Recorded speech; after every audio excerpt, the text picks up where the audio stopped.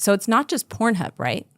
Pornhub is owned by a parent company that all of this kind of I learned over the last 5 years, so called MindGeek. Okay. Now, MindGeek has a monopoly on the global big porn industry. So we call it big porn because there's big porn, just like there's big tobacco, there's big pharma, there's big porn, and it's dominated by one company. That company was called MindGeek. They rebranded to ILO to try to escape their reputation as peddlers of crime.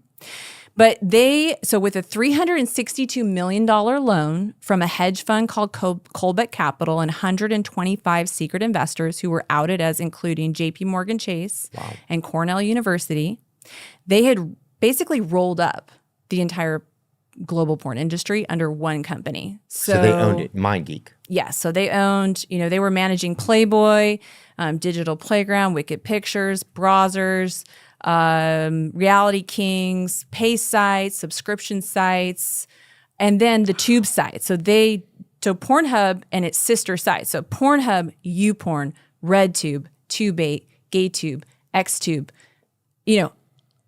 I could go on and on. Yeah. They own the most popular tube sites. So Vegan Tube, is that one? That's no time for jokes.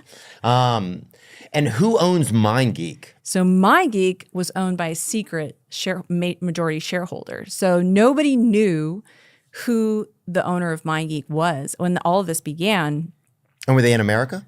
No, we found out. So we found them, through the course of this. There was an investigation called Hunt for the Porn King. So they're not an American company. So you start on the Hunt for the Porn King. Right. So we discovered who was the secret majority shareholder of the company, and his name was Bernd Bergmayer, and he was in Austria, and he lived part-time in Hong Kong. Bernd Bergmayer? Let's bring a picture of him up. Yeah, you can. I just want people to know there who he he is. is. Yeah. Bernd Bergmayer. Yeah. And let's look at his Wikipedia. I just want to get a little. He grew up as a son of farmers in Ansfelden, attended grammar school in Linz, he studied at University of Linz, wherever that is. He worked at Goldman Sachs in New York. He became the owner of porn site RedTube in 2013. He sold to the site Manwin, now known as Alyo.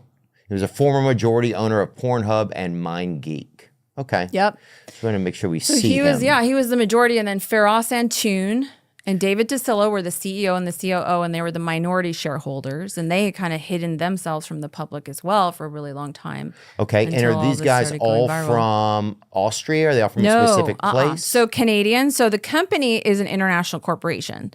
They are headquartered in Canada. So they have most of their employees in Canada, but they have offices now they have an office in Texas. They had one in LA, Cyprus, Romania, MindGeek has offices everywhere? Everywhere. Wow. Yeah.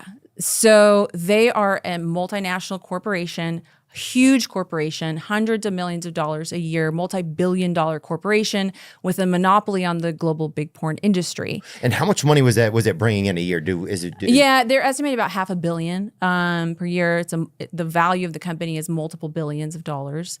And Pornhub was the flagship site. So this was the cash cow of the company. This is how not only are they making money on 4.6 billion ad impressions every day and all of the traffic they're getting, but they're advertising their pay sites on the free sites, right? So they kind of have this ecosystem where they advertise browsers on Pornhub and drive traffic to all of the other websites that they own. I thought it was Brazzers, which is crazy, but also I don't care. I mean, either way, it's bad. Yeah, content is king for the porn tube sites. You have to understand this, that it's about getting unrestricted, massive amounts of content so that they could get picked up in Google search results so that they can drive massive amounts of traffic so they can sell all those ad impressions and make hundreds of millions of dollars a year on free porn, okay?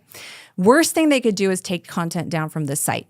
But they started to delete millions of videos. They deleted 10 million videos and over 30 million images basically in 24 hours, and what Financial Times called probably the biggest takedown of content in internet history. They deleted all of their unverified videos because they had no idea who was a child and who was 16 and who was 18. Right. Who was, what was rough sex and what was rape. They had no idea what was consensually recorded and non-consensually uploaded, right? And so they took down that much content. Because they're worried about the money. Yeah. They wanted to woo the credit card companies back. Right. Is they said, okay, we have to we have to do this. They basically deleted their site. Well, 80% of it at the time. They had 30 moderators moderating the millions of videos on Pornhub. Now compare that with Facebook's 15,000 moderators, and they still don't have enough. These moderators, they were viewing between 800 and 2,000 videos per shift, clicking through those videos with the sound off, just clicking through them, guessing. Like I call it the underage guessing game. Like this is a game of Russian roulette with people's lives. They're trying to guess who's 15 and who's 18, who's 16 and who's 19.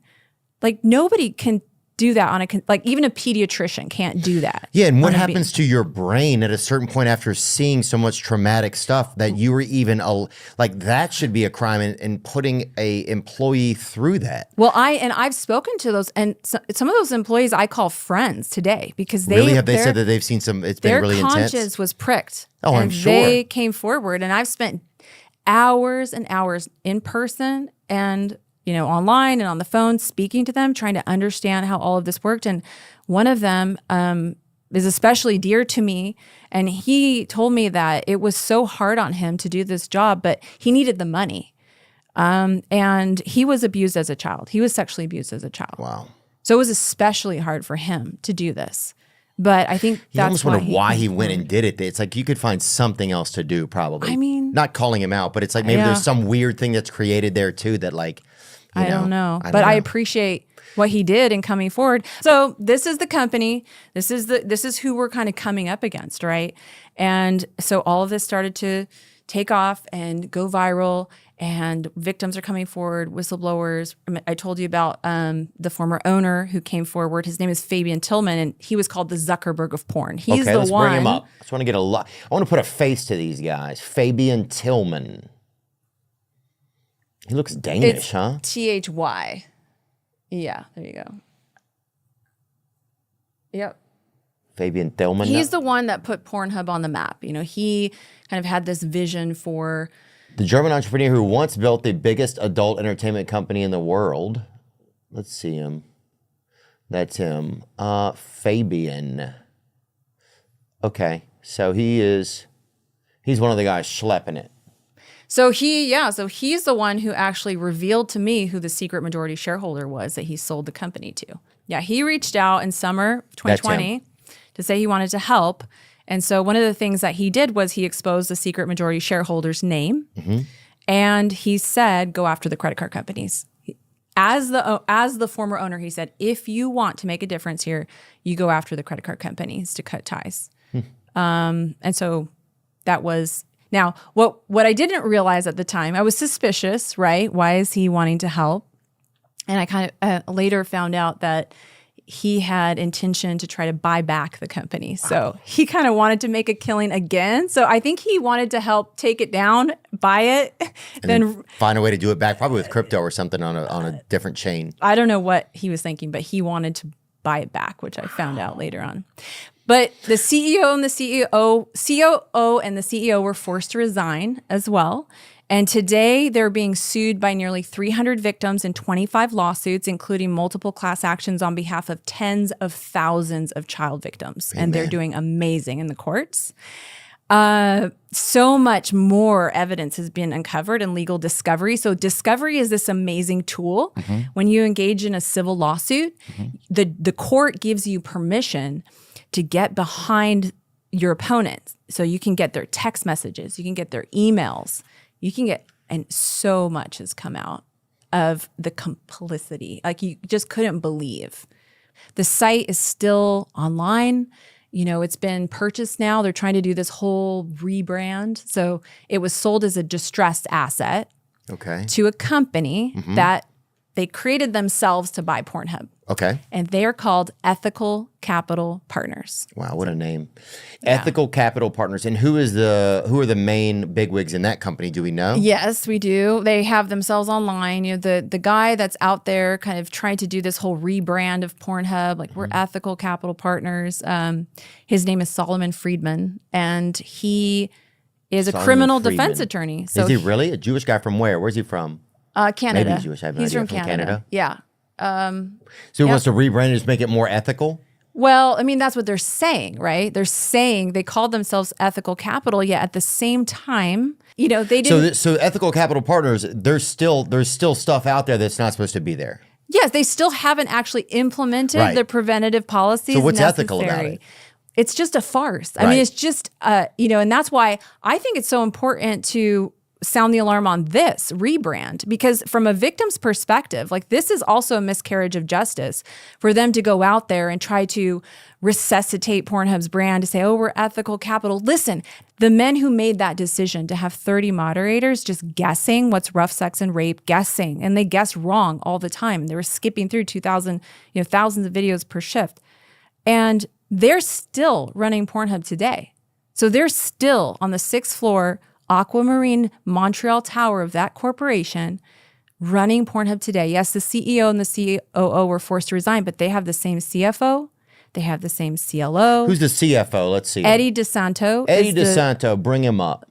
I don't know if you'll find him. They try to hide his face? They try to, but some of them, I mean, you can find Ryan Hogan, Matt Kalichi.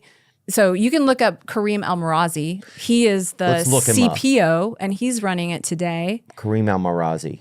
So there he is. So he's there today, right? Yep. About him from Canada as an integral part of the mobile broadband team. Telecommunication engineering. Went to University of Montreal.